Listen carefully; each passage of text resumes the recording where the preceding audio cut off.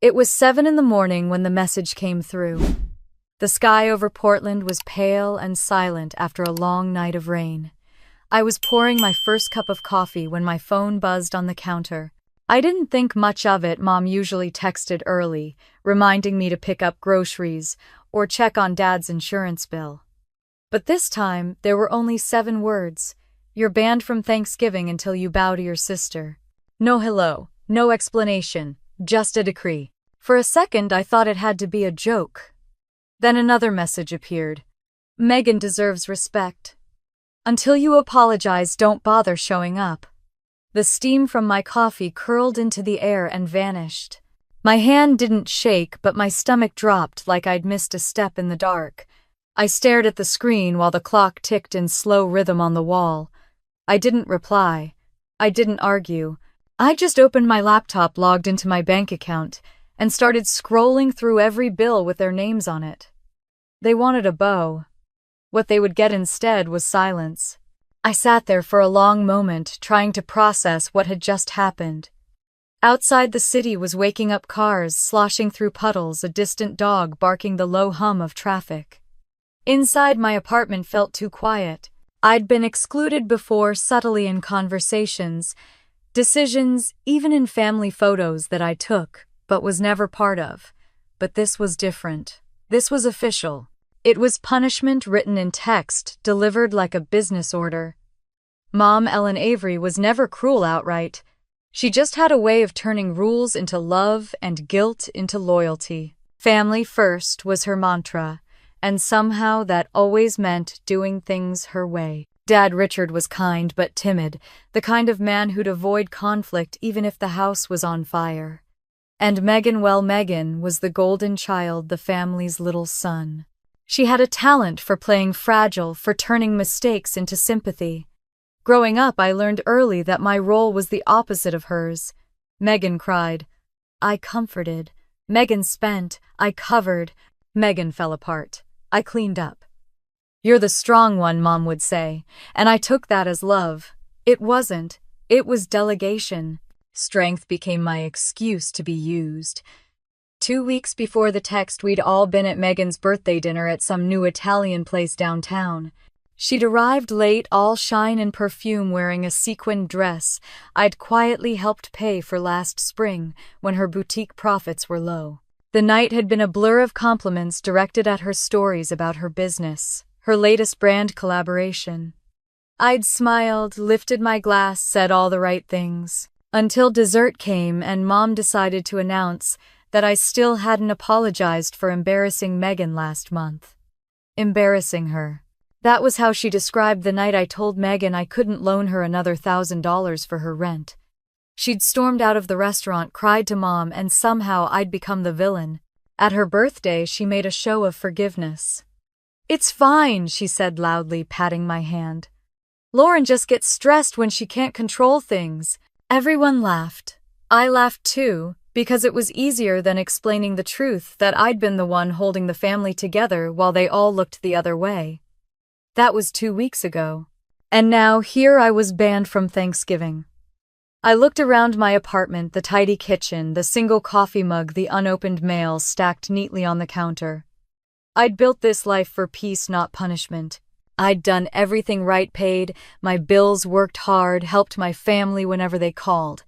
And somehow I was still the one cast out. The rain started again, soft, at first tapping against the window like fingers drumming. I scrolled through my messages, rereading Mom's words. You're banned until you bow. The phrasing stuck with me. Bow. It wasn't about an apology. It was about submission. It was about Megan winning. A new message popped up from Mom. It's for the best, sweetheart. Don't make this harder than it needs to be. I could almost hear her voice, soft, rehearsed, the same tone she used when she wanted me to feel small. I set my phone down, letting the screen dim. For most of my adult life, I'd been their quiet provider. When Dad lost hours at work, I stepped in to pay the property taxes. When Mom's car broke down, I handled the repair bill. When Megan maxed out her credit card, I transferred money before interest could hit. They all called me so responsible, as if it were a quirk, a harmless habit. But responsibility was just another word for control, and they liked that I carried it so they didn't have to. I thought about all the times I'd answered their calls in the middle of meetings, all the just this once favors that turned into routines. Every month money flowed quietly from my account into theirs. I told myself it was love. It was duty. It was what good daughters did. Now, staring at the blinking cursor on my laptop screen, I saw the truth.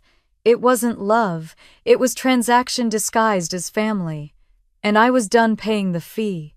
I opened my budgeting spreadsheet, rows and rows of neat blue lines. Each category told a story. Utilities, $186 parents' home. Car insurance, $240 Megan. Cell plan, $217 family account. My cursor hovered over the totals. The number at the bottom made my throat tighten. More than $20,000 over the past 2 years. I'd paid for stability that wasn't even mine. The coffee had gone cold. I stood up, walked to the window, and watched rain gather in silver beads along the glass. The city looked clean-washed. I thought of Thanksgiving Mom's table, crowded with plates and chatter. Megan in her perfect dress, Dad carving turkey, while pretending not to notice who was missing. Would they even feel my absence, or just my unpaid bills? The question lingered like fog. I turned away from the window and sat back down at my desk. If silence had been my weakness, it was about to become my weapon. I opened a new document and began typing. The title came to me instantly: Family Expenses, Personal Record. Under it, I started listing every bill, every date, every amount I'd covered. It wasn't anger that guided me, not yet. It was clarity, the cold, clean kind that comes after a long storm. Halfway through the list, my phone buzzed again. A message from Megan. "You could have avoided all this if you'd just said sorry." I didn't reply. I highlighted another line on my spreadsheet instead. August 14, boutique rent transfer, $900. My jaw tightened. They wanted a bow. They'd get something else. I saved the file, closed the laptop, and exhaled. The apartment felt different, lighter almost. I walked to the counter, dumped the cold coffee down the sink, and poured another cup. Outside, the rain was easing, the clouds thinning to pale gray. For the first time in a long while, the sound of it didn't feel like sadness. It felt like cleansing. I leaned on the counter, cup warm between my hands, and whispered to myself, not in anger, but in quiet resolve. Let's see what happens when the quiet one finally says no. That night, sleep never came. The rain kept whispering against the glass, and by the time the first light touched the window, I already knew I couldn't keep pretending this was normal anymore. The next morning, the world looked the same, but nothing in me did. I poured my coffee the same way I always did, watching the dark stream fall into the cup, hearing that soft, steady sound. But something about the silence had changed. It didn't feel peaceful. It felt hollow, like an empty house after everyone's moved out. The only sound was the faint hum of the refrigerator and the rain tapping against the window. It was a sound I'd lived with my whole life, quiet, constant, unacknowledged. For years, silence had been my ritual. It meant control, composure, patience. It meant I didn't complain when things were unfair, didn't speak up when I was overlooked. It was my armor. But now it just felt like evidence, proof that I'd been trained to disappear. I sat at my desk, staring at my laptop where last night's spreadsheet still glowed faintly. Lines of numbers, rows of months, tiny blue fonts that spelled out a lifetime of quiet sacrifice. I scrolled up and down, feeling the strange, heavy ache of seeing my own devotion measured in digits. It hadn't started with money. It started years ago with something smaller. I was 23 when Dad called one evening, his voice tight. "The property tax came in higher than expected," he said. "We're a little short this month." I didn't even hesitate. "I can cover it, Dad." I transferred $2,000 that night, told him not to worry about it. "Just this once," he said, grateful, embarrassed. Just this once became just until next month. Next month became every month. They didn't mean to make it permanent. But every time I helped, I made it easier for them not to fix anything. And every time I stayed silent, I confirmed that I didn't mind. When Mom's car broke down, I paid the mechanic. When Dad's surgery wasn't fully covered by insurance, I sent the hospital the difference. Megan's rent was late, I wired the money. And every time Mom said the same thing, "You're such a good daughter, Lauren. So responsible." It wasn't praise. It was a contract. By 26, I was the unofficial accountant of the Avery family. Every bill, every reminder, every forgotten due date passed through me. I knew their passwords, their PINs, their credit limits better than they did. I could predict when Megan's overdraft fee would hit before she even noticed. Megan was always the charming one, the golden child. She never had to try hard because people wanted to give her things. She knew how to tilt her head, soften her voice, cry just enough to make everyone else feel guilty. I used to envy that power. Now I saw it for what it was: manipulation dressed up as helplessness. When we were kids, she could break something and Mom would turn to me. "You're older, Lauren. Be the example. Let it go." When she flunked her first college course, Mom told me not to mention it to Dad. "Megan's just going through a rough time," she said. "You're good with money. Maybe you can help her figure things out." So I did. I transferred money from my savings into her account to cover her tuition penalty. She thanked me with a text full of hearts and promises to pay me back that never came true. At 31, she started her dream business, an online boutique selling imported clothes. Mom threw her a launch party at their house. I designed her website, paid the hosting fee, even helped her order inventory on my credit card because she didn't qualify for a business account. At the party, Megan toasted herself. "To hard work, faith, and family support," she said, holding her glass high. I clapped like everyone else, even though the only thing she'd invested was her charm. Later that night, when everyone left, Mom hugged her and said, "You're going to do great things, sweetheart. Lauren's just not the creative type, but she's dependable. Every family needs one. Dependable." That word sank in deep. It sounded like a compliment, but it wasn't. It meant predictable, replaceable, uninteresting. I learned that my reliability was convenient, not admired. They didn't respect my sacrifices because they couldn't see them. To them, I wasn't generous. I was just doing what I was supposed to. I remembered one summer afternoon 2 years ago. Megan had asked me to help her choose a new car. She said she'd pay the down payment herself. I went with her to the dealership. She picked a shiny silver SUV way out of her range. I warned her gently. "You'll struggle with the monthly payments," I said. She pouted. "You don't believe in me, do you?" By the end of the week, I'd co-signed her lease. 6 months later, the payments fell behind. I covered them not because I wanted to, but because I didn't want her credit to tank. I told myself it was the responsible thing. That's what responsible people do. They fix, they save, they absorb. But no one ever asked what I needed fixing. The memory of that conversation still stung. How Mom praised Megan for taking initiative while I sat there, exhausted and visible. At family dinners, when I tried to talk about work, they would cut me off. "That's nice, honey," Mom would say. But Megan's boutique just got a new investor. Even Dad, quiet and weary, never spoke up. He'd just nod and say, "You know your sister's different. She's got a good heart." Good heart. What did that even mean? To them, it meant forgiveness without accountability. It meant she could take and never be called selfish. Last Thanksgiving, before the ban, I'd arrived early to help cook.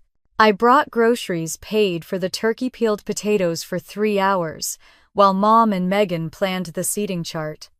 When the guests arrived, Megan took credit for the menu. "It's my recipe," she chirped, standing over the oven. Mom smiled proudly. I said nothing. Later, as I stood at the sink washing dishes, I watched through the doorway as Megan laughed with our relative's wine glass in hand, basking in attention. Dad clapped her shoulder and said, "That's my girl." No one noticed I hadn't eaten. I told myself it didn't matter. That helping them was its own reward. But standing there, my hands in soapy water, I felt the quiet ache of being necessary but not loved. I thought of that moment now, sitting alone at my desk, the memory pressing like a bruise that never healed. For years I'd believed silence was loyalty. That if I stayed steady, stayed giving, they'd see me as good. But all it did was teach them how easy I was to overlook. Maybe this was why the text didn't break me, it just confirmed what I'd known all along. I wasn't family, I was a service. I opened my notebook and began to write not numbers this time, but words. Mom's car repairs, $840. Dad's tax payments, $2,000. Megan's rent, $900. But next to each line I wrote how it made me feel. Unnoticed, expected, used. By the third page I realized I wasn't writing a list. I was writing a confession. I remembered something Rachel, my old coworker, once said to me. "You act like your family's accountant, not their daughter." Back then I'd laughed. Now, it felt like prophecy. I closed the notebook and leaned back in my chair. The apartment was quiet again, but it no longer felt like punishment. It felt like a chance to finally hear myself think. I walked to the window. The rain had stopped, leaving a thin layer of silver mist over the street. I watched it drift and fade like smoke after a fire. For the first time in my life, I didn't feel guilty for the silence. I felt grateful for it. I whispered, half to the empty room, half to myself. For years I thought loyalty meant silence, but silence only taught them how easy I was to ignore. On the table, my notebook lay open, pages filled with evidence of every sacrifice, every quiet moment that went unseen. I picked up my pen, drew a line under the last entry, and wrote one more sentence. If silence was my language, then receipts would be my revenge. The words sat there, sharp and final. I closed the notebook, the sound echoing softly in the still air. Outside, the mist cleared, revealing a slice of pale blue sky, fragile but free. That clarity stayed with me through the night, and by the next evening, just as I began to feel a fragile kind of calm, my phone buzzed again with her name lighting up the screen. The voicemail came just as I was locking my front door that evening. Megan's voice poured through the speaker, sweet as honey and twice as fake. "You know Mom wouldn't have banned you if you'd just said sorry," she said. "You always make things so dramatic, Lauren. It's just Thanksgiving." I stood in the hallway for a long time, the sound of her voice echoing off the walls. Just Thanksgiving. That was the thing about her. She could turn any humiliation into something trivial, any cruelty into a misunderstanding. I deleted the message without finishing it, but her words lingered like perfume I couldn't wash off. I'd been told my whole life that Megan was special. Even when we were kids, she was the one everyone noticed. The one who got the new clothes, the better bedroom, the last slice of pie. Mom called her our sunshine while I was our rock. The way Mom said it, you'd think the sun was a blessing and the rock a burden. When Megan broke something, I got blamed. "You're older, Lauren," Mom would say. "You should have been watching her." When she failed a test, it was because she was creative, not lazy. When I got straight A's, it was because I was responsible. That word followed me like a shadow. Once, when we were teenagers, Megan threw a tantrum because I borrowed her hairbrush without asking. She screamed so loudly that Dad came running, thinking someone had been hurt. I tried to explain, but Mom cut me off. "Just apologize, Lauren. Keep the peace." So I did. I always did. The pattern never changed. Megan made the mess. I cleaned it. She cried. I comforted. She spent. I paid. Mom said I was so mature, which sounded less like admiration and more like a reminder to keep absorbing the blows. Years later, when Megan got her first apartment, she called me the day before rent was due. "I'm short just a little," she said, voice trembling. "It's embarrassing to even ask." I sent $900 before the conversation ended. A week later, I saw her Instagram post a champagne glass, a new designer bag, the caption, "Investing in myself." That was Megan's gift. She could turn manipulation into poetry. Mom always defended her. "You know your sister," she'd say. "She's sensitive. You're the strong one. Can't you just let it go?" And I did. Because every time I tried to stand up for myself, It became a crime against family unity. 2 weeks before the text that banned me, I sat through her birthday dinner. It was a full production, Megan, in a glitter dress, her boutique friends taking selfies, mom fluttering around like a stage manager. The restaurant lights were warm, but everything felt cold. Halfway through dessert, Megan decided to tell a story. "Remember when Lauren freaked out about the money for my car?" she said, laughing. "She was acting like I was buying a yacht or something." Everyone laughed, even Dad. I smiled too, though my throat burned. "That's not exactly what happened," I said quietly. Megan tilted her head, smiling like a cat. "You're so sensitive, Lauren. Relax, it's a joke." The table went silent, awkward for a beat too long. Then Mom clapped her hands and said, "Who wants coffee?" That was how it always went. Megan insulted, I absorbed. The peace restored itself on my back. Later that night, Dad walked me to my car. He looked tired like he always did after one of Megan's performances. "You know how your mom and sister are," he said. "Sometimes it's easier just to say sorry and move on." I looked at him wondering if he even realized what he was asking. "Even when I didn't do anything wrong," he sighed. "Sometimes being right isn't worth the trouble." That was the moment I understood exactly how our family worked. Peace wasn't peace, it was submission. Now, standing in my apartment with that deleted voicemail echoing in my head, I could feel the old anger stirring the one I'd buried under politeness and patience for years. I sat down on the couch, grabbed my notebook, and flipped to the first page. Mom's car repairs, $840. Dad's surgery copay, $2,300. Megan's boutique rent, $900. Every number had a face attached to it. Every payment was a wound that never got acknowledged. I ran my finger down the list and stopped at one entry. Megan's credit card bill, $250 urgent.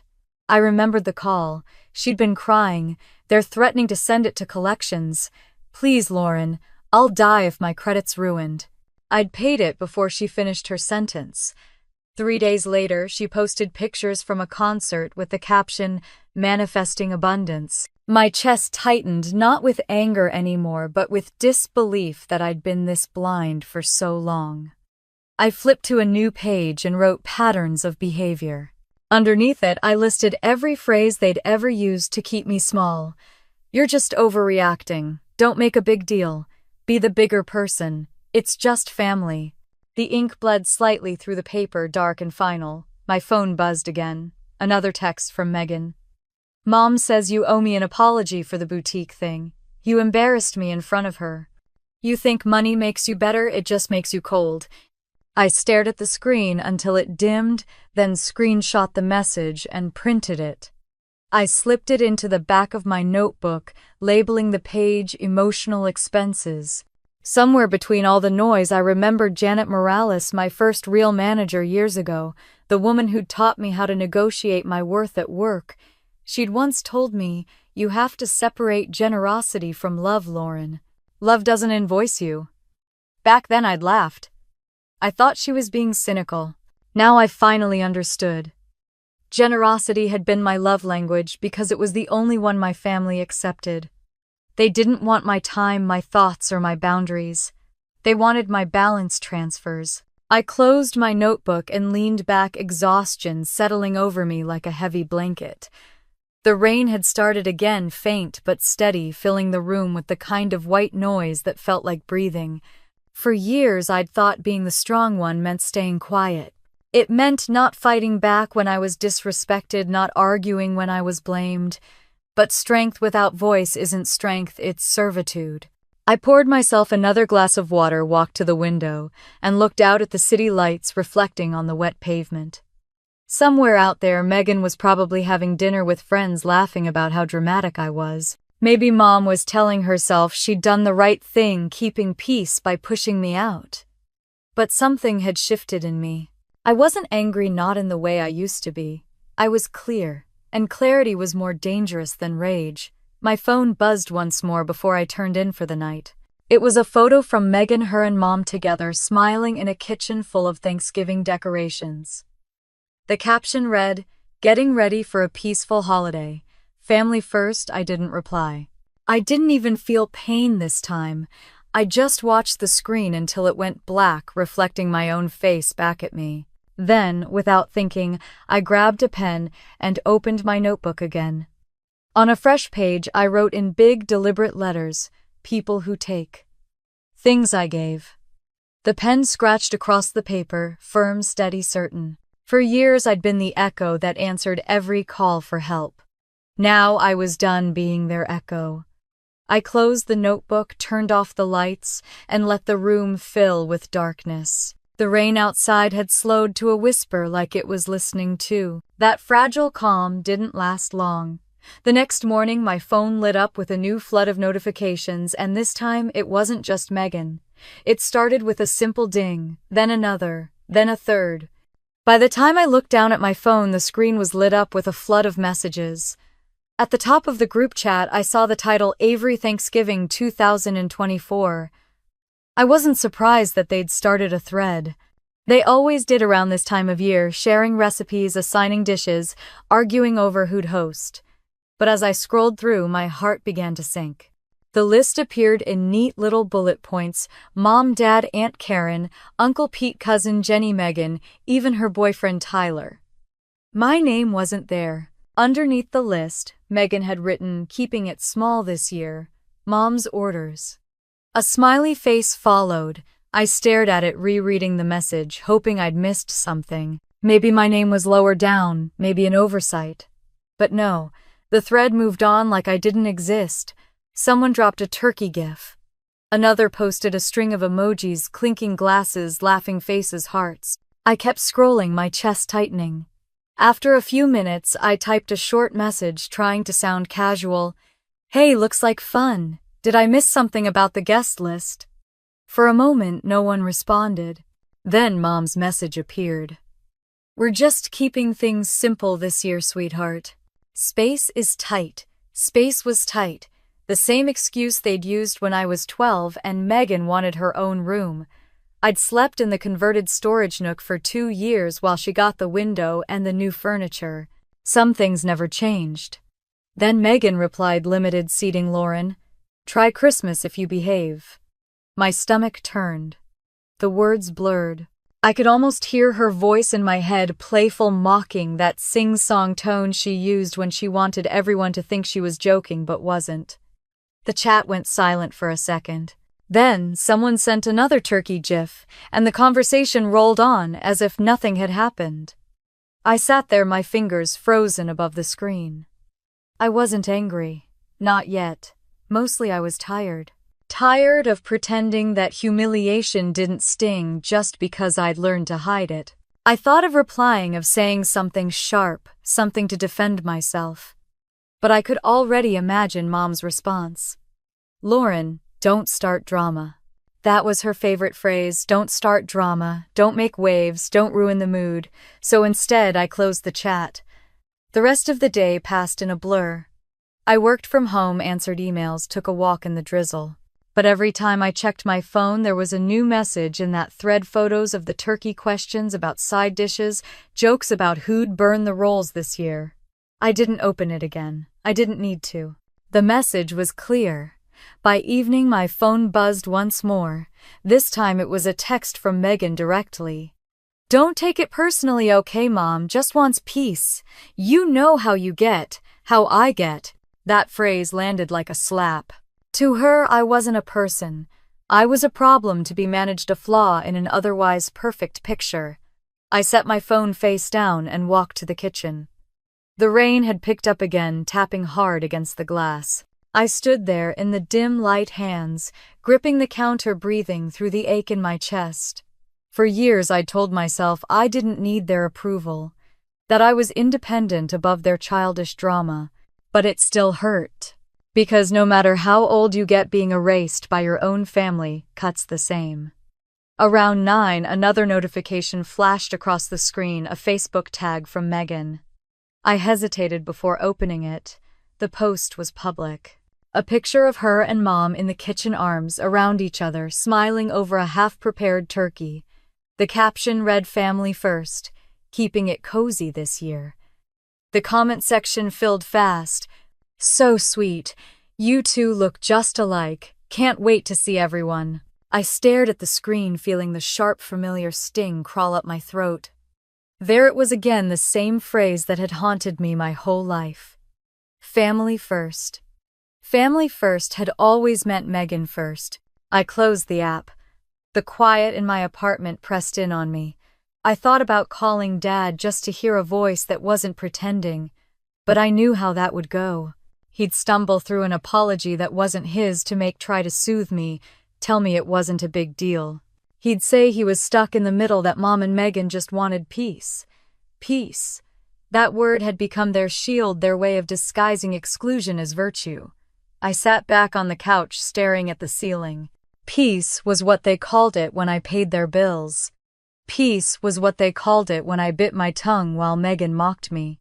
Peace was what they called it when they banished me for standing up for myself. My phone buzzed again. Another group chat message. Against my better judgment, I opened it. Aunt Karen had posted a picture of the dining room table, set beautifully, candles in silver holders, place cards written in Mom's neat handwriting. One by one, I read the names. Mom, Dad, Megan, Tyler, Aunt Karen, Uncle Pete, Cousin Jenny. 8 cards, 8 names, no 9th. No Lauren. Megan commented, perfect number this year, no extra chairs, no drama. A string of laughing emojis followed. The air left my lungs. I didn't cry. I just felt this deep, hollow quiet fill me like a vacuum, pulling everything inside me still. I typed out a reply, enjoy dinner. Then I deleted it before sending. Instead, I opened the Notes app on my phone and typed something else. If they can erase me that easily, maybe it's time to erase what I've built for them. I locked my phone and sat in silence. A while later, Rachel texted me. Saw Megan's post. You okay? My thumb hovered over the keyboard. I almost typed the usual I'm fine, but something stopped me. Instead, I wrote, not yet. But I will be. Her reply came fast. Good. Because one day they'll realize what they lost, and you'll already be gone. I didn't know if she meant gone emotionally or gone completely, maybe both. The rain eased into a drizzle again. I looked out the window, the city lights smearing into long streaks of gold on the wet pavement. Somewhere across town, my family was probably laughing, debating gravy, or stuffing, pretending everything was perfect. For years, I'd been the invisible thread holding them together.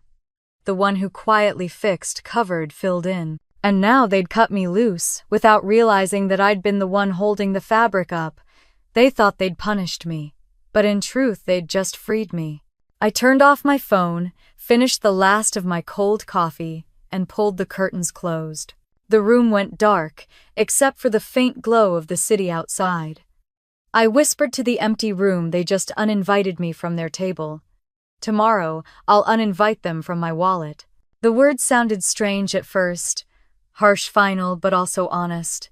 For the first time, the silence didn't feel like weakness. It felt like a beginning.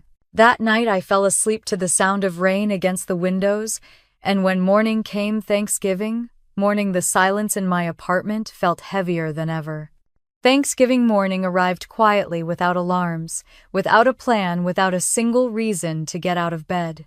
The city outside was still half asleep, gray light pressing through thin clouds, the sound of drizzle steady against the windows. I made coffee, stood by the counter, and realized it was the first holiday in years when no one expected me to show up to bring food, to pay for something, to fix something. The silence was sharp, but it was honest.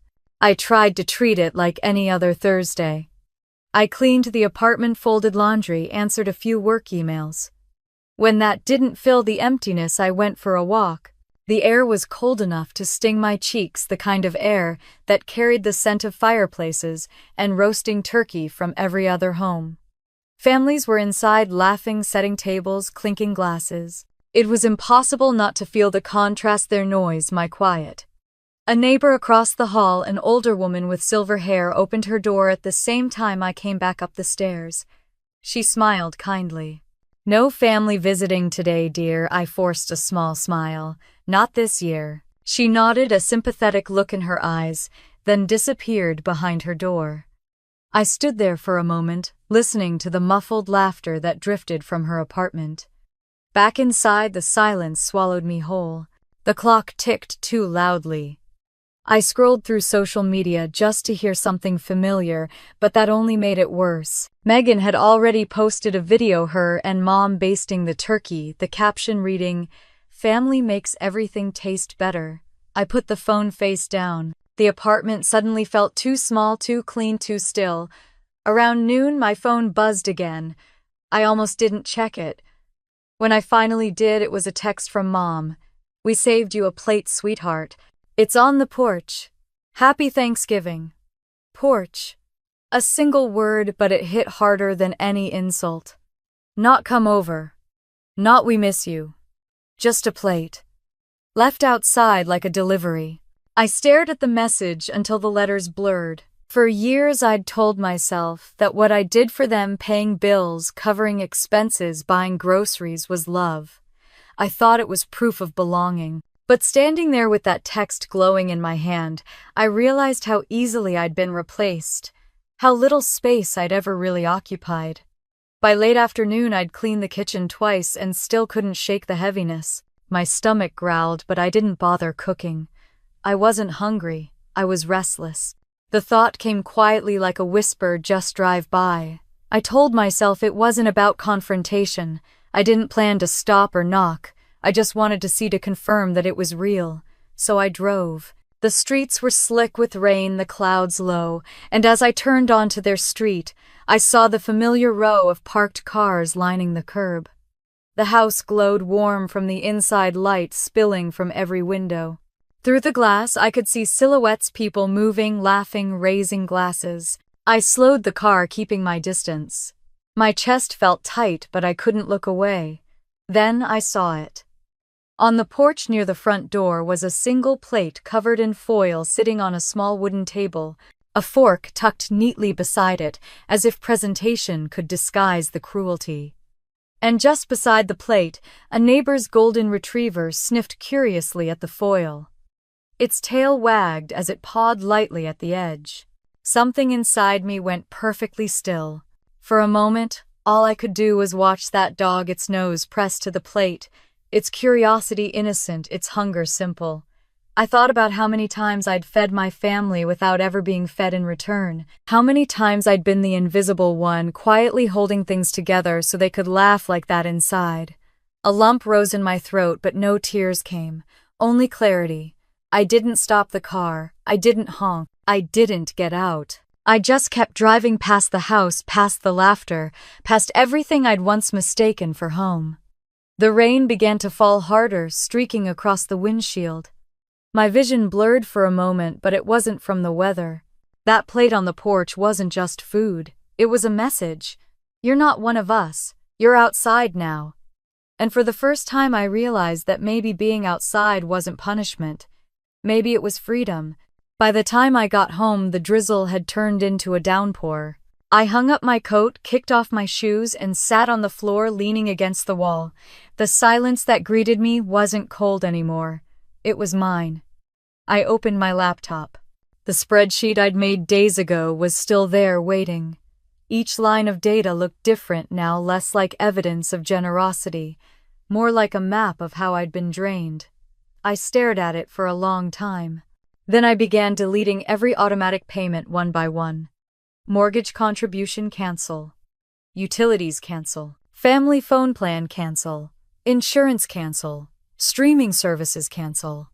Each click sent a tiny pulse of adrenaline through me. Not anger power. For years my actions had been invisible. Now, for the first time, they were deliberate. When I was done, I sat back and exhaled, the sound soft and shaky in the quiet apartment. My hands trembled slightly. I hadn't expected it to feel like this, not triumphant, not vengeful, just light. The rain outside slowed again, falling in steady rhythmic drops. I turned off the lights and let the room dim to gray. I pictured the house I'd left behind, The laughter, the empty chair at the table, the untouched plate cooling on the porch. And then I pictured something else, Mom, picking up her phone tomorrow, realizing the bills hadn't gone through. Megan trying to buy something online and seeing her card declined. The quiet panic that would ripple through them, the realization of how much they'd depended on the person they'd pushed out. It wasn't about revenge, it was about release. I poured myself a glass of wine, sat by the window, and watched the rain slide down the glass like silver threads. My reflection looked calm, older somehow. They left me a plate, I whispered. I left them the bill.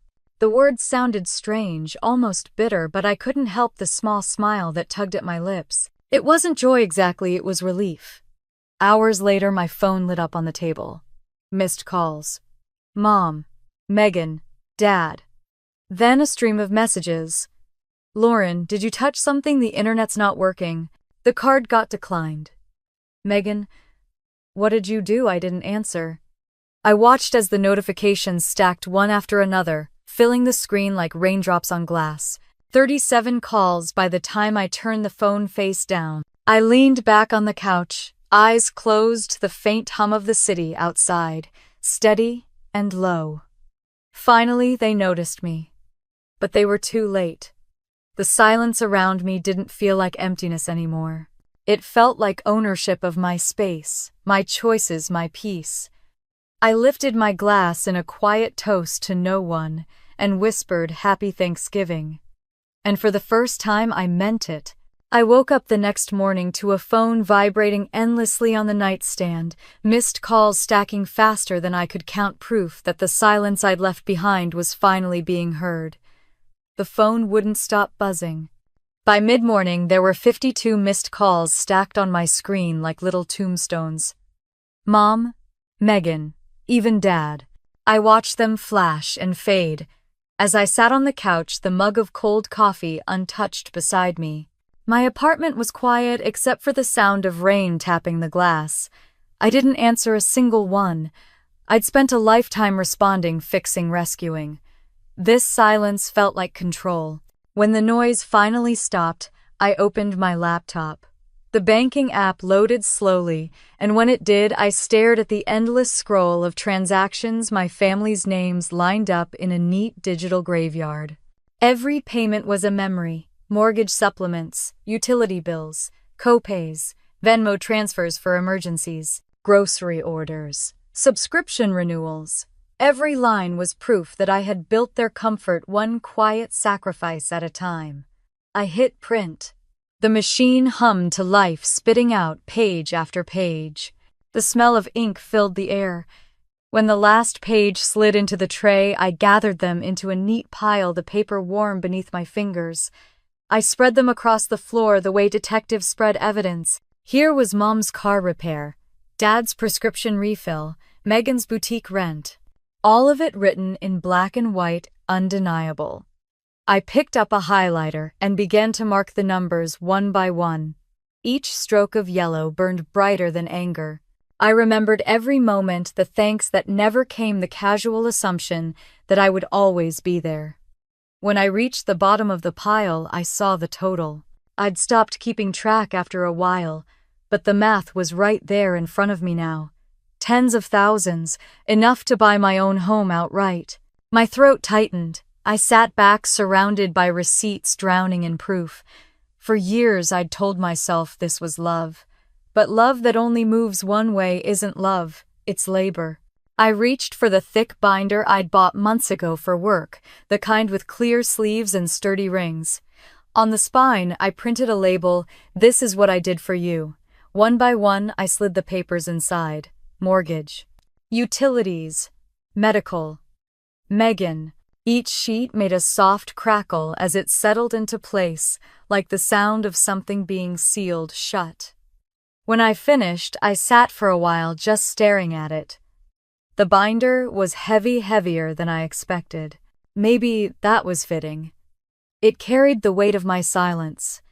By noon, I needed air. I grabbed my coat and walked through the drizzle to the small coffee shop near the waterfront. I hadn't been there in months, not since before the ban. Janet Morales was already there waiting. my old boss mentor friend.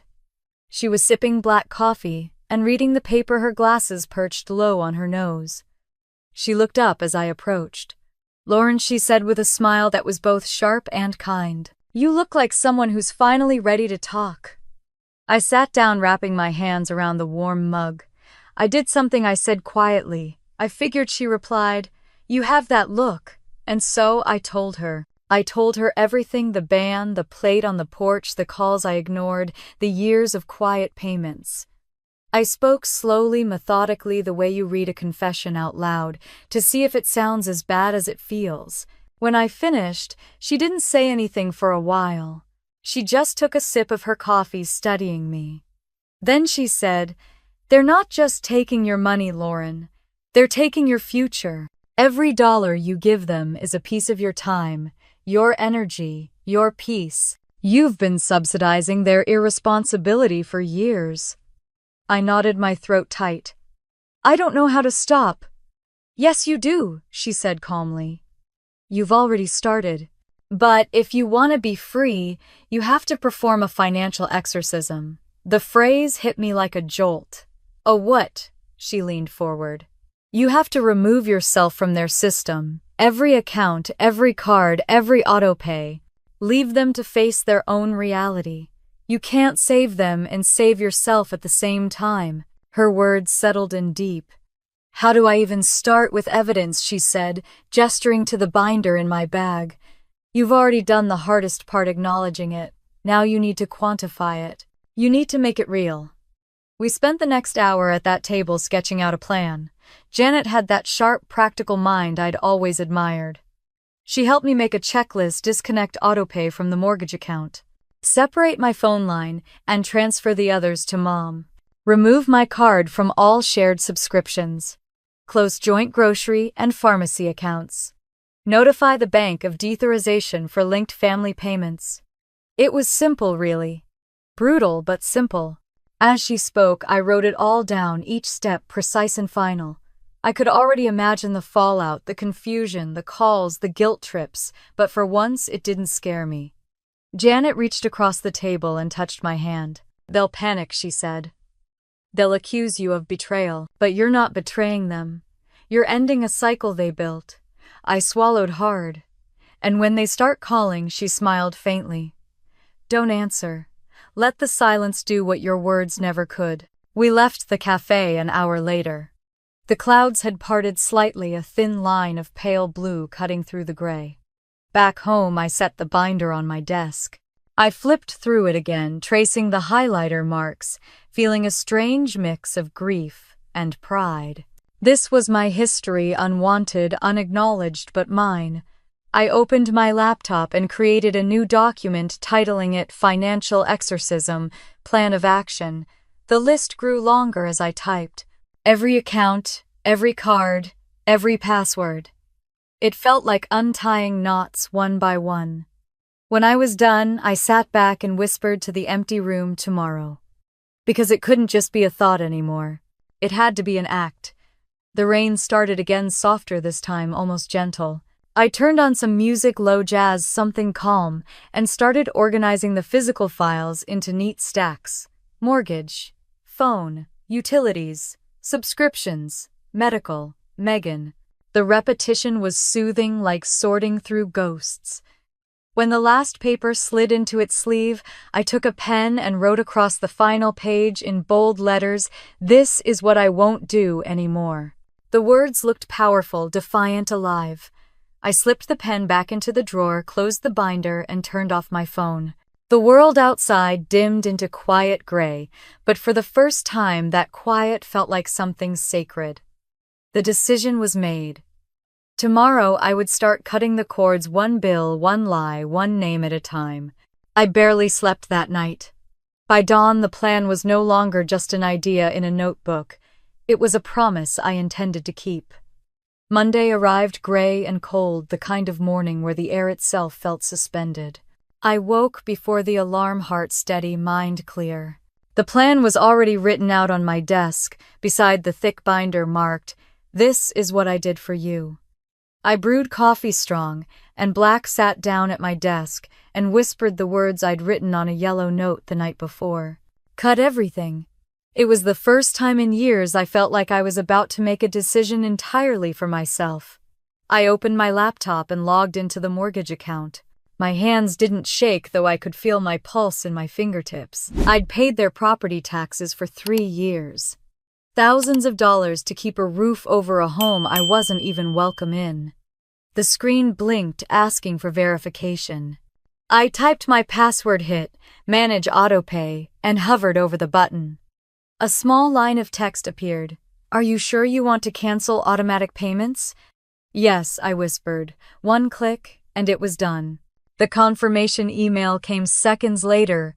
Autopay cancellation confirmed. The words felt heavier than they should have, final, in a way I hadn't anticipated. I leaned back in the chair, exhaled slowly, and said aloud, 1 down. The next task was harder. The phone plan. 6 years of bills paid by me. 6 years of constant calls, endless texts asking for help, gossip, drama, all carried through a line I owned. I grabbed my bag and binder, locked the apartment, and drove downtown to the wireless provider. The air smelled like wet pavement and cold coffee from the shop next door. Inside, the fluorescent lights buzzed faintly. A young man in a neat polo greeted me with a cheerful smile. How can I help you today? I handed him the account details. I need to separate my number from this plan and transfer the rest of the lines to a new account holder. Her name's Ellen Avery. He glanced at the screen. So you're giving up ownership of the family plan? I nodded. Exactly. He tapped away, reading something on the monitor.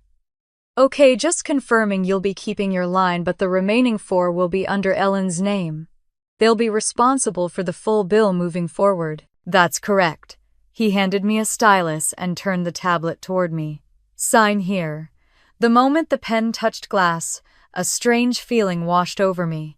It wasn't guilt, it was release. 6 years of obligations undone by 1 signature. When the transaction finished, the young man smiled politely. You'll get a confirmation email shortly. Anything else today? I shook my head. No, I think that's everything. As I left, the automatic doors opened with a soft hiss. Cold air rushed in, biting at my cheeks. I walked to my car, feeling lighter, freer, like I'd just stepped out of a heavy coat I didn't realize I'd been wearing. Back home, I continued the purge. Amazon. Remove payment method. Netflix. Remove payment method. Hulu. Remove payment method. Pharmacy account. Remove payment method. Every click was a clean cut, another thread snapping loose. The screen flashed payment required again and again, and each time I smiled. When I reached the grocery delivery app, I hesitated. I remembered the countless orders I'd placed for them, bags of fruit, milk, bread, and the occasional bottle of wine Mom pretended was for cooking. I hovered for a moment, then clicked delete card. The confirmation appeared and I whispered, exactly. Hours passed without me noticing. By the time I looked up, the sky outside had shifted from pale gray to soft amber. My apartment looked different somehow, cleaner, sharper, as if the energy inside had changed. My phone buzzed once. Janet. How's the exorcism going? Her text read. I laughed softly and typed back, peaceful. Scary. Free. Her reply came seconds later, good. Freedom always feels wrong at first. That's how you know it's real. I set the phone down and stared out the window. The rain had stopped and sunlight peeked weakly through the clouds. For a long moment I just breathed. Then, like a ghost returning, a memory surfaced. 8 months earlier, Megan had called sobbing.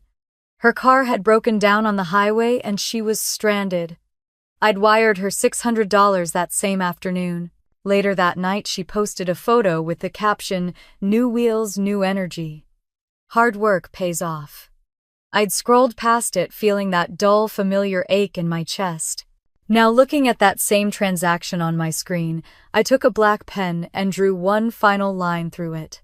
Next to it, I wrote a single word, end. I sat there a long time staring at the ink. The page looked clean again. By evening, the checklist on my desk was nearly complete.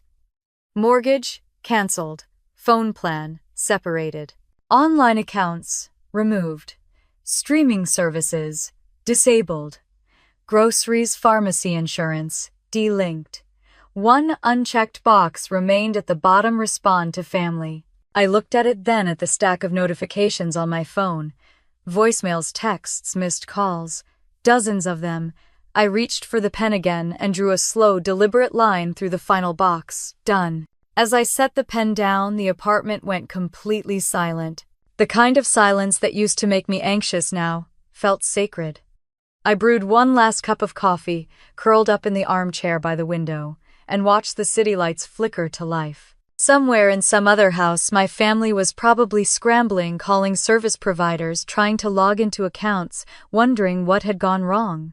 But nothing had gone wrong. Everything had finally gone right. I thought of the binder sitting on my desk, thick and heavy, glowing faintly in the lamplight. It looked like something between a ledger and a shield. I opened it one last time, flipping through the neatly organized pages, each marked and highlighted like chapters of a story I'd finally finished writing. On the final page, in my own handwriting, was the phrase I'd added that afternoon: "This is what I won't do anymore." I traced the words with my fingertips, closed the cover, and whispered, "This is what freedom looks like." Then, almost without realizing, I laughed, a quiet, breathless laugh that filled the room and startled me. I didn't feel angry anymore. I didn't feel vengeful. I just felt ready. Tomorrow, I knew, would bring their confusion, their fury, their guilt. They would call, accuse, beg, but tonight there was only peace. Outside, the streetlights reflected off the wet pavement.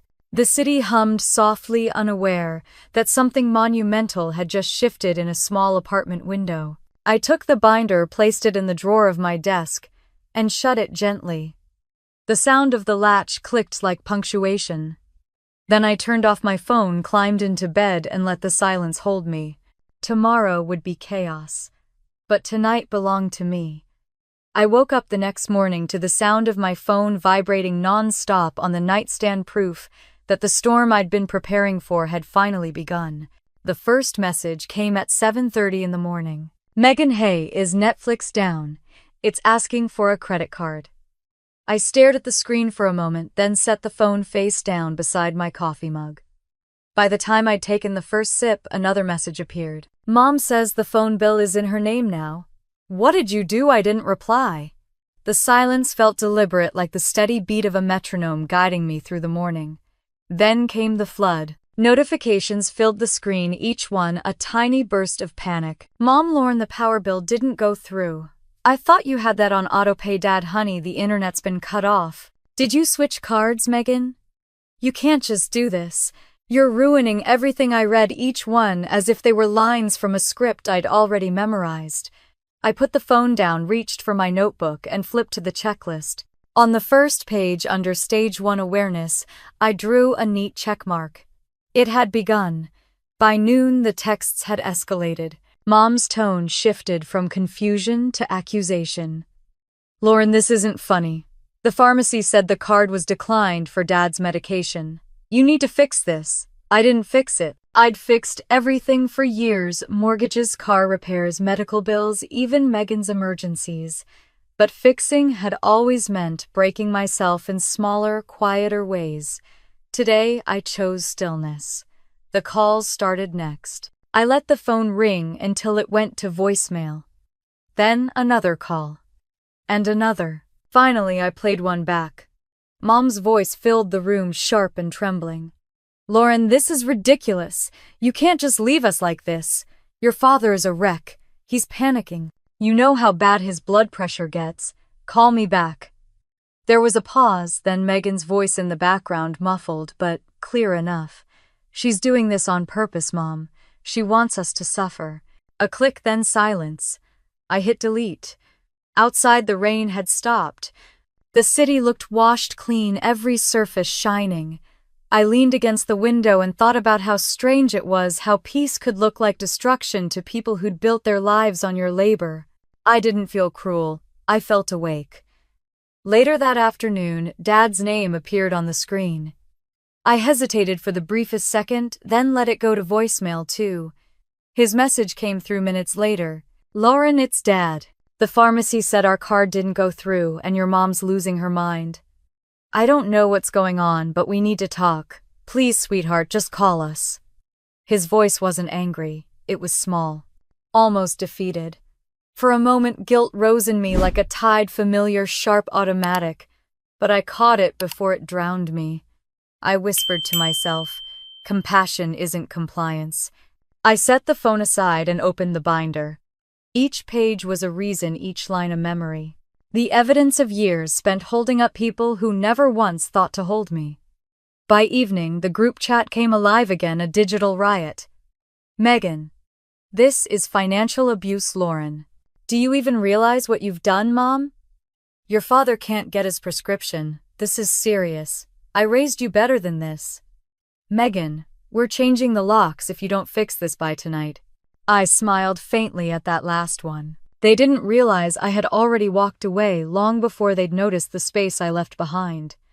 At 7, my phone buzzed again. This time, it was Janet. How's the aftermath? Her voice asked through the speaker. Loud, I said.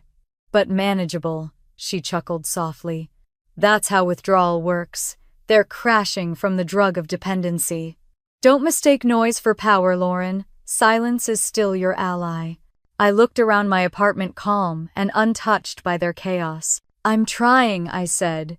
You're doing more than trying, she replied. You're detoxing from guilt. Her words hung in the air even after we ended the call. Detoxing from guilt. That's exactly what it felt like. Painful, necessary, and cleansing. I spent the next hour cleaning the apartment. Not because it needed it, but because I did. I scrubbed counters, dusted shelves, folded clothes. With every motion, I felt lighter, as if shaking off years of weight I'd been told to carry. When I finally sat down again, the sun had set, and the city below glowed amber. My phone lit up once more, another voicemail. I didn't listen right away. I just stared at the notification for a while before pressing play. Mom again. Her tone was different this time, tired, almost pleading. Lauren, please. Your father is exhausted. None of us can sleep. You can't just abandon your family like this. We're not perfect, but we're family. Please call me. There it was, the hook. The word she always used like a net. Family. I almost laughed. Family to her meant obligation. To me it now meant boundaries. I deleted the message without saving it. For dinner I made pasta, poured a glass of wine, and sat by the window. Across the street I could see another family eating together through the glow of their dining room. A father carving turkey, a child passing bread, laughter echoing faintly. The kind of picture-perfect moment my mother loved to chase but never truly had. I twirled the pasta on my fork and thought about the difference between having a family and being consumed by one. For years, I'd bought my seat at their table with money times silence. Tonight, I ate at my own.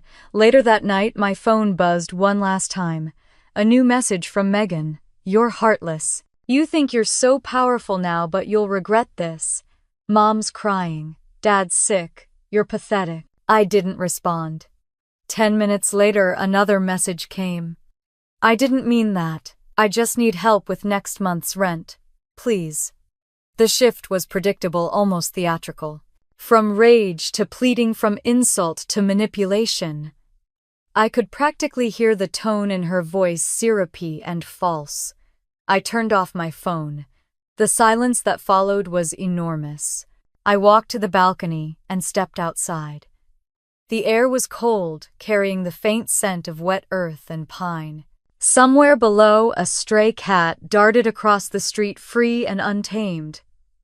For the first time, I didn't feel the urge to explain myself, to fix, to comfort. They could stew in confusion. They could learn. I whispered to the night, they always said family takes care of each other. I finally agree. Because now they'd have to take care of themselves. Inside the binder sat open on the table, the lamplight catching the yellow highlights across each page. The words no longer looked like records of loss. They looked like boundaries drawn in ink. I closed it gently and whispered, Stage 1 complete. Then I turned off the lights, lay down in bed, and let the quiet fill every corner of the room. For years, my silence had been something they used against me. Tonight it was mine. By Sunday night, the calls had stopped coming, and just when I began to think the storm had finally passed, a new message appeared, short, cold, and impossible to ignore. The message came late Sunday night. "Mom, come home tomorrow. We need to talk. All of us." No emojis this time, no passive-aggressive pleasantries, just that one line. I stared at the screen for a long time, the glow from my lamp casting pale light across the binder on my desk. My fingers brushed over its spine, tracing the words I'd written weeks ago. "This is what I did for you." It felt like the moment before a verdict. I closed the message, powered off my phone, and went to bed without replying. Sleep didn't come easy. When it finally did, it was filled with dreams of slammed doors and empty chairs. The next morning, the sky over Portland was colorless. The rain had stopped, leaving the streets slick and silver. I brewed a single cup of coffee, strong and black, the way I always did before something difficult. Then, I packed the binder into my bag, zipped it closed, and whispered, "Time to finish this." The drive to my parents' house felt longer than it ever had. I'd driven that road hundreds of times, birthday parties, holidays, random Sunday dinners, but today it felt foreign. Each familiar landmark looked older, more distant, like I was passing through the remnants of a life I no longer belonged to. When I pulled up to the house, the porch light was already on, even though it was barely 10 in the morning. The same house I'd once helped pay the taxes for, the same roof I'd helped keep over their heads. The windows glowed warm from inside, but the warmth felt staged, like a photograph of comfort instead of the real thing. I parked on the street and sat in the car for a moment, listening to the rain drip from the branches. My heartbeat was steady, my breathing even. I wasn't scared. I was ready. When I finally stepped inside, the air was thick, heavy with the smell of coffee and tension. Mom sat at the end of the kitchen table, hands folded tight. Dad was beside her, pale and quiet. Megan lounged in a chair opposite them, arms crossed, eyes sharp. No one spoke as I walked in. I pulled out a chair at the far end of the table, set the binder down with a solid thud, and sat.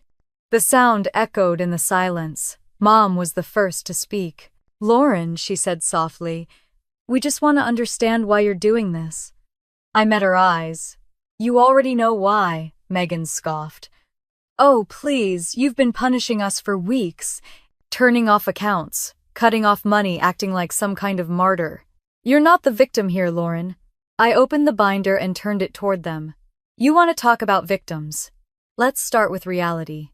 The first tab read Mortgage Assistance. Pages of printed receipts lay beneath clear plastic sleeves, each one highlighted and dated. 3 years of property taxes, I said calmly. Paid by me, $1.500 here, $2.200 there. Every time you were short, I covered it. You never noticed, because you never asked how. Dad blinked at the papers, his jaw tightening. I didn't know you were still doing that." I looked at him, not unkindly. "You didn't want to know." I flipped to the next section, utilities. Electricity, water, gas. Every month on autopay from my account. 6 years. That's nearly $14,000. Mom's face flushed. "We would have paid you back eventually." "No," I said quietly, "you wouldn't have." "Because you never did." Megan let out a low laugh, shaking her head. "Oh my God, you're seriously keeping score. Who does that? Your family, not a loan officer." I turned the binder toward her, opening to the thickest tab. "Megan." Apparently I was both. Her smirk faltered. I slid a page toward her. $600 for rent, $400 for a security deposit, $250 for your emergency credit card bill, and let's not forget $900 for your boutique lease. Do you even remember that one? You posted about it. Investing in yourself. I think you called it." She flushed red. "You said you didn't mind." "I didn't mind helping my sister," I said evenly. "I minded being your silent ATM." "God, you're unbelievable." She stood, voice rising. "Who does this?" Who makes a scrapbook of guilt? I leaned forward. Someone who's tired of being erased. The words landed hard. Even Dad looked up, startled by the edge in my voice. I turned another page, sliding it toward Mom. Here's your car repair, the one you said you'd pay me back for, and the dentist bill, and the hospital copay, and the insurance gap. Mom's lips trembled.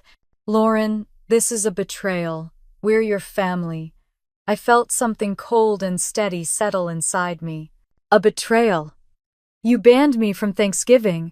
You left food for me on the porch like I was a stray cat. You laughed while I sat alone.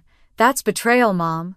I tapped the binder. This is the truth. For a long moment, no one spoke. The only sound was the slow tick of the kitchen clock. Finally, Dad reached for one of the papers. His hand shook as he looked at it. You paid for my surgery, he said softly. I didn't know. You didn't ask, I said gently. You never asked what I was giving up to keep you all afloat. Megan sank back into her chair, eyes darting between us. So what now? You want us to write you a check? Is that what this is about? I shook my head. No, I don't want your money. I want my peace. Mom's voice cracked. You can't just walk away like this. Yes, I said, standing. I can. Megan pushed her chair back sharply. You can't leave us like this. I turned to her, meeting her glare without flinching. I'm not leaving you like children. I'm leaving you like adults. The words hung in the air, sharp and clean. For the first time, no one argued. Even Mom looked stunned. Dad's eyes glistened, but he didn't speak. I gathered the binder, closed it carefully, and slid it back into my bag. I'm done being the bank. I'm done being the quiet one. I'm done paying for my own erasure. Mom whispered something, maybe my name, but I didn't turn back. I walked to the door, the sound of my footsteps echoing through the hall. Outside, the air was cool and damp. I paused at the edge of the porch, looking back at the house one last time. The same door I'd once walked through carrying groceries, bills, comfort. Now I walked away carrying nothing but my own name. When I got in the car, I expected to feel the familiar twist of guilt, the ache of loss. But instead, there was only quiet. Not the hollow silence of isolation, but the calm, clean silence of freedom. As I drove away, I rolled the window down, letting the wind cut through the lingering scent of rain. For years, silence had been something they forced on me. Now it was something I chose. I drove home through the rain without looking back. And by the time the house disappeared in my rearview mirror, I knew the real silence, the one that follows truth, was just beginning. The drive back from my parents' house felt longer than the one going there. The rain had returned steady this time, drumming against the windshield like a metronome for my thoughts. I didn't cry. I didn't replay the confrontation. I just drove, the binder seat-belted beside me, the soft glow of the dashboard lighting its spine. For the first time in years, I didn't feel like I'd left something behind. I felt like I'd reclaimed something that was mine. When I got home, the quiet greeted me like an old friend. I hung up my coat, set the binder on the counter, and turned off my phone. I didn't want to hear their voices or read their messages. The storm was over, and I was still standing. That night, I slept deeper than I had in months. When I woke the next morning, the world was soft and gray, the air cool and clean. I brewed coffee, opened the window, and listened to the faint sound of rain fading into drizzle. The peace felt fragile but real. For a few hours, everything was still. Then right around noon, my phone started buzzing again. I let it go to voicemail. Then another call. Then another. By the time I checked, there were 6 new messages. The first was from Megan, her voice clipped and furious. You're a monster, Lauren. You think you can just humiliate us and walk away. You're heartless. I'm telling everyone what you did. Delete. The next was Mom. Her voice trembled, part anger, part guilt. Lauren, I don't know what we're going to do. Your father hasn't slept. His chest hurts. How could you be so cruel? This isn't the daughter I raised. I paused before deleting that one. For a second, guilt tugged at me again, then I remembered Janet's words. They'll use guilt to reel you back in. Don't mistake their panic for repentance. I hit delete. Dad's message came last. "Lauren, it's Dad. Call me. We need to figure this out." His voice was quiet, tired. It didn't sound like a command, it sounded like surrender. I didn't call back. I sat at the kitchen table drinking cold coffee, the binder open in front of me. The pages looked softer now, the ink slightly smudged in places. Not evidence anymore, just memory. That afternoon I took a long walk through the park. The air smelled like pine and wet earth. I watched children chase each other through puddles, their laughter echoing through the open space. A small part of me ached not for my family but for the years I'd spent chasing approval the same way, running towards something that was never really mine to catch. By the time I got home, the voicemail counter had climbed again. 10, 12, 15. I scrolled through without listening. Every message was a different version of the same story: anger, guilt, desperation. I didn't answer any of them. Instead, I opened a new notebook, fresh pages that smelled like possibility. On the first line, I wrote, "What peace feels like." The words felt foreign and soft under my pen. I made dinner for one: pasta with olive oil, garlic, and herbs. I poured a small glass of wine, sat by the window, and watched the city lights flicker against the rain-soaked streets. For the first time, eating alone didn't feel lonely. It felt earned. The next morning, my phone buzzed again, but this time the message was different. Dad again, but his tone had changed. "Lauren," he said, "I went through some old papers. I found receipts for things I didn't remember you paying for. The roof, the car, your mom's dentist bill. I'm sorry. I didn't see it before. I should have." My breath caught somewhere between surprise and relief. It wasn't a full apology, not yet, but it was the first real acknowledgement of the truth. I listened to that message twice before deleting it. Not out of anger, out of closure. For years I'd carried the weight of being unseen, unheard, and unappreciated. Now I didn't need their recognition to feel whole. I just needed to know I had told the truth to them and to myself. Still that night the old habit of worry crept in. I lay awake staring at the ceiling, wondering if Dad really was okay, if Mom's guilt would eat at her or fade into denial. But then I remembered the sticky note on my fridge, written in bold black ink: "No" is a complete sentence. I whispered it aloud like a prayer, and sleep found me easily after that. Days passed quietly. Work, meals, walks. Life shrank down to its simplest form and somehow felt bigger than it ever had. The world didn't end because I said no. My family didn't implode because I stopped paying their bills. They adjusted. They had to. A week later, I met Janet for coffee again. She studied me for a long moment, then smiled. "You look different," she said. "Lighter," I answered. "That's what happens when you stop carrying other people's weight," she said. "Guilt feels heavy until you realize it was never yours to hold." I smiled, stirring my coffee. "They've been calling less," I said. "Fewer messages. I think they're coping." "Good," she said. "Let them." Her calm certainty grounded me. For years I'd equated love with fixing, connection with servitude. Now I was learning that sometimes the kindest thing you can do for yourself and for others is step back and let the consequences land. That evening, I walked home through the drizzle. The city lights shimmered against the wet pavement, and for the first time the reflections didn't feel like ghosts. They felt like mirrors. When I got home, I checked my phone. Only one new message from Dad. I hesitated, then played it. "Your mother and I talked," he said slowly. "We're seeing a financial advisor this week, trying to get organized. I guess we should have done it sooner. I just wanted you to know." I closed my eyes. It wasn't forgiveness, but it was growth. And that was enough. I texted back a simple reply: "I'm glad you're figuring it out.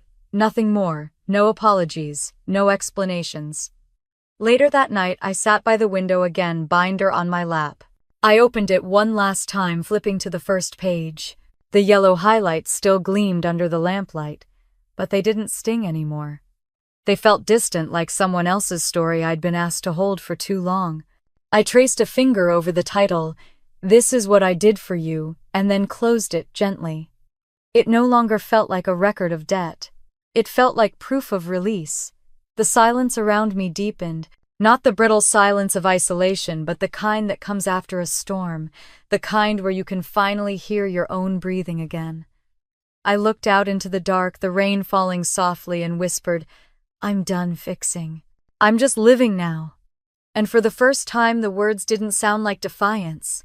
They sounded like peace. By the time a new week began, the voicemails had stopped, the house was quiet again, and for the first time in years, I woke up to a life that finally felt like it belonged to me. The morning light slipped gently through the blinds, soft and gold, touching the edges of my new apartment, like a quiet promise. It had been 6 weeks since I last set foot in my parents' house, and in that time the world had rearranged itself into something simpler. Smaller, yes, but mine.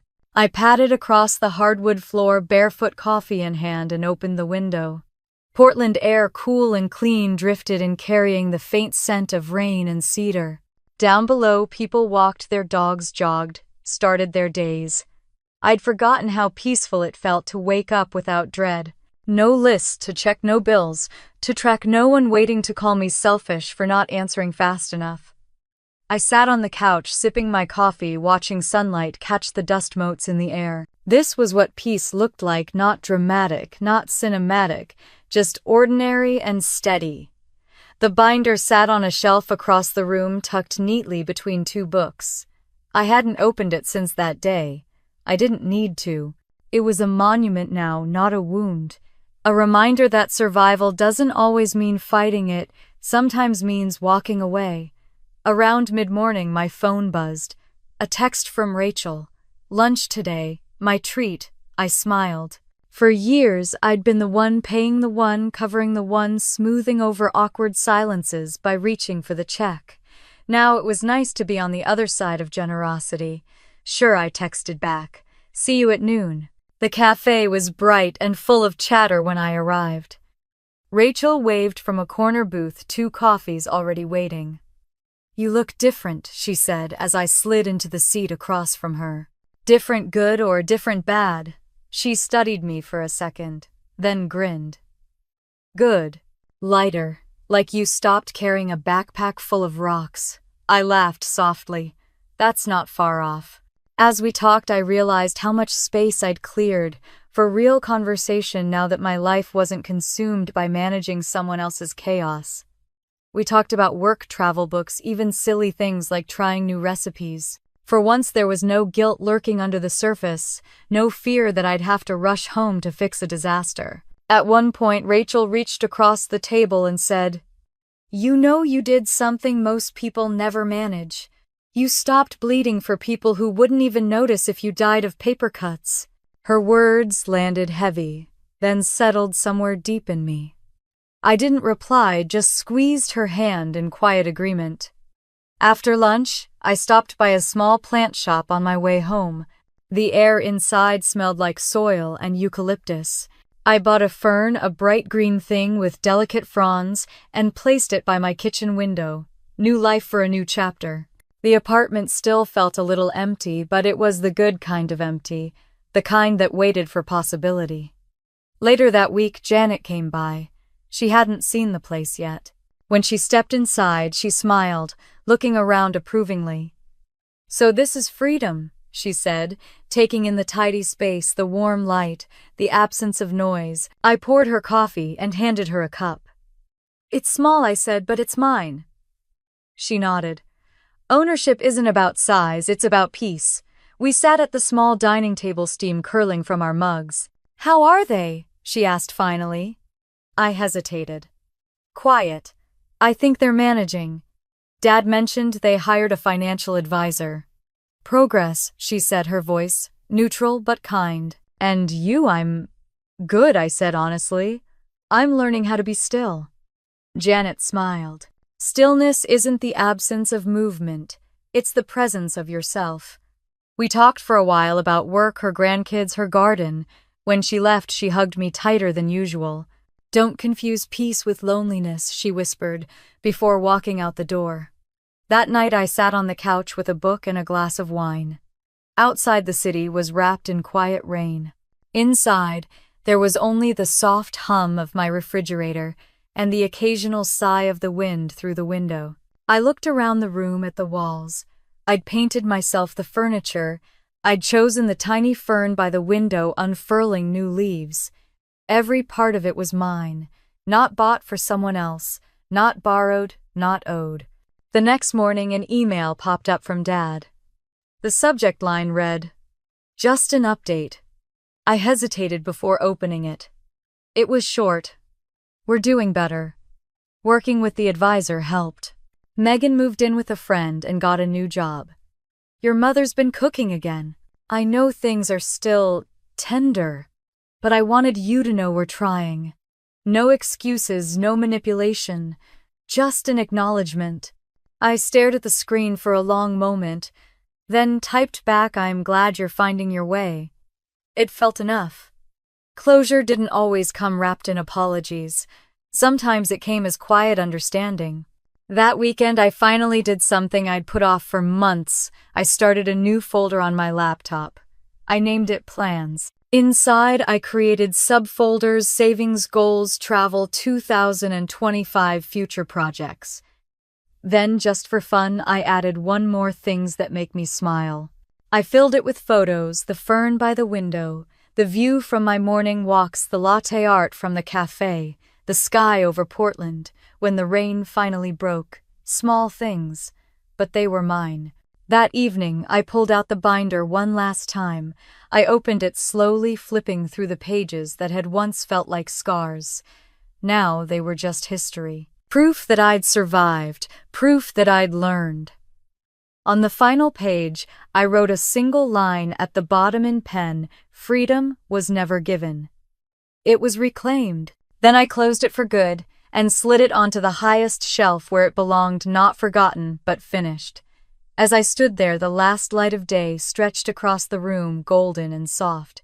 I poured myself another cup of coffee and leaned against the window, watching the sky fade into pink. For years, I'd thought peace was something that came after forgiveness. Now I knew it came from self-respect. I smiled at my reflection in the glass. "You made it," I whispered. Outside, a breeze stirred the fern, and somewhere in the distance, church bells began to ring, quiet and steady. I closed my eyes and breathed in the sound, the air, the moment. Freedom, it turned out, didn't roar. It whispered. By the time December rolled around, the days had grown shorter and quieter, and as Christmas lights began to flicker across the city, I realized the season felt different this year, calm, unburdened, and entirely my own. Snow began falling on Christmas Eve, soft and quiet, the way forgiveness sometimes arrives, slowly, almost unnoticed. I sat by the window with a cup of cocoa, watching the flakes drift through the golden light outside. The apartment was warm, the faint scent of cinnamon candles filling the air. On the table beside me lay a single, unopened envelope, the handwriting on the front instantly recognizable. It was from Mom and Dad. I'd found it in the mailbox that morning, wrapped in a red ribbon, my name, written in careful, uneven strokes. For hours, I'd ignored it. I didn't know what I was afraid of, that it would be cruel, or worse, that it would be kind. But now, as the snow thickened and the quiet deepened, I reached for it and broke the seal. Inside was a Christmas card. No long letter, no dramatic plea. Just one line in my father's handwriting: "We're trying to be better. Merry Christmas, Lauren. Love, Dad and Mom." I stared at the words for a long time, feeling something settle quietly inside me. It wasn't joy, not exactly. It was something gentler, acceptance, maybe. I placed the card on the shelf beside the fern next to a candle burning low. For years, I'd begged for acknowledgement, apology, understanding. And now, in 4 short sentences, I realized I didn't need any of it to be free. The card wasn't closure, it was confirmation that I'd already found it. I turned on some music, slow jazz, and began preparing dinner. A simple meal: roasted chicken, a glass of wine, fresh bread. The apartment glowed in soft amber light, the tree in the corner twinkling faintly. There was only one plate on the table, and for the first time that didn't feel wrong. As I poured the wine, my phone lit up. Dad's name appeared on the screen. I hesitated for a moment, then answered. "Hey," he said quietly. "Merry Christmas." "Merry Christmas, Dad," He cleared his throat. Your mom made too much food again. We're keeping things small this year. That sounds nice. There was a pause. We were wondering if maybe you'd want to come by tomorrow. No pressure, just dinner. I looked at the snow swirling outside white against the city lights. Maybe not this year, I said softly. But thank you for asking. He exhaled, and I could hear the smile in his voice. That's fair. We'll keep a seat for you just in case. Thanks, Dad. When the call ended, I didn't feel sadness, just peace. We weren't the family we once were, and maybe we never would be again. But that was okay. Healing didn't always mean reunion, it meant release. I sat at the table, the candlelight flickering across the walls. The food was warm, the wine rich. Outside, the snow fell thicker, muting the city, until all that was left was silence. Not the hollow kind, not the painful kind, the kind that holds space for something new. I thought of Mom's old phrase, family first. It used to sting because I was never really part of that family the way they defined it. But now, I understood. Family first could mean something else entirely. It could mean starting over, building something honest, even if it only began with me. After dinner, I walked to the shelf and took down the binder one last time. I hadn't touched it since moving here. The weight of it still surprised me. I carried it to the coffee table, opened to the first page, and ran my hand over the lists, the highlighted numbers, the notes in the margins. They didn't hurt anymore. On the last page, I uncapped a pen and wrote a new line beneath everything else. Peace isn't something they can give back. It's something I had to claim. I closed the binder, gently slid it into a box, and labeled it simply History. As I sealed the box, I felt the smallest flicker of gratitude for the lessons, the boundaries, the strength I'd built in the silence they once gave me. My phone buzzed again this time, a text from Janet. You made it through, kid. Merry Christmas. Don't forget to rest. I smiled. You too, I typed back. Then I turned off the phone, lit another candle, and let the soft music carry through the room. The night was still young, the air thick with snow and possibility. I opened the balcony door and stepped outside. The cold kissed my face, and the city stretched below me, shimmering under its white blanket. I looked up at the sky, the snowflakes catching in my hair, and whispered, I'm okay, and for the first time I truly meant it. The lights from the nearby apartments glowed like stars across the block. In some, I could see families laughing, gathering around their tables. In others, people sat alone like me, reading, listening, breathing. Maybe peace wasn't meant to be shared by everyone at once. Maybe it was something each of us had to find in our own quiet corners.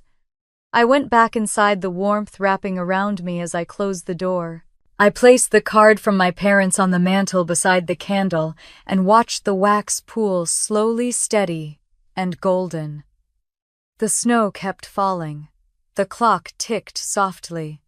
For years, I thought my silence made me invisible. Now it made me whole. I sat on the couch, tucked a blanket over my lap, and whispered one last truth to the quiet. I didn't lose them. I found myself. And just like that, the room felt full again, not with people, but with peace. If you've ever had to choose between family and self-respect, tell me in the comments what you learned from it. Maybe your story can help someone else find their own peace. And if this one spoke to you, stay a little longer, listen to the next story, and don't forget to subscribe for more true family stories, where silence turns into strength.